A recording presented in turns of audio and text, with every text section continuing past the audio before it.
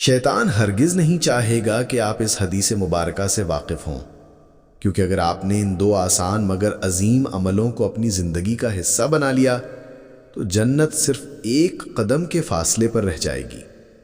نبی کریم صلی اللہ علیہ وآلہ وسلم نے ایک ایسا عمل ہمیں سکھایا ہے جو زبان سے ادا کرنا نہایت آسان، لیکن میزان عمل میں پہاڑوں سے زیادہ وزنی ہے۔ حضرت عبداللہ بن عمرو رضی اللہ عنہما سے روایت ہے کہ رسول اللہ صلی اللہ علیہ وآلہ وسلم نے فرمایا، دو ایسی باتیں ہیں جن پر اگر کوئی پابندی سے عمل کرے تو جنت کا مستحق بن جاتا ہے۔ وہ اعمال بظاہر آسان ہیں مگر عمل کرنے والے بہت کم ہیں۔ پہلا عمل یہ ہے کہ ہر فرض نماز کے بعد 10 بار سبحان اللہ، 10 بار الحمدللہ اور 10 بار اللہ اکبر پڑھ لیا کریں۔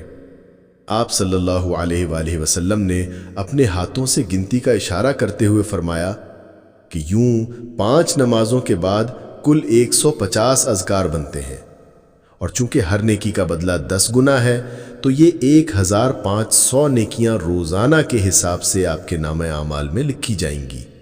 دوسرا عمل یہ ہے کہ جب سونے کے لیے بستر پر جائیں تو 33 بار سبحان اللہ، 33 بار الحمدللہ اور 34 بار اللہ اکبر پڑھ لیں۔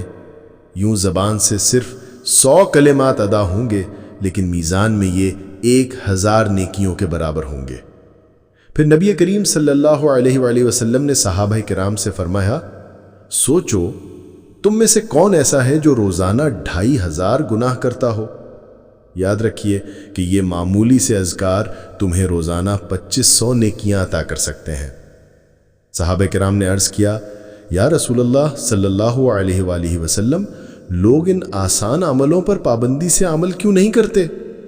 آپ صلی اللہ علیہ وآلہ وسلم نے فرمایا، جب انسان نماز پڑھتا ہے تو شیطان آ کر اس کے دل میں وسوسے ڈالتا ہے، اسے دنیا داری یاد دلاتا ہے، یہاں تک کہ وہ اپنے ذکر کو بھول جاتا ہے، اور جب بندہ سونے جاتا ہے تو شیطان اس پر غنودگی طاری کرتا ہے اور وہ اذکار کیے بغیر ہی سو جاتا ہے۔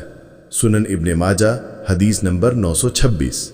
اگر آپ کو یہ بات فائدہ مند لگی تو چینل کو سبسکرائب ضرور کریں، ویڈیو کو لائک کریں اور اپنے عزیزوں کے ساتھ اسے شیئر کر کے نیکی کے اس پیغام کو عام کریں۔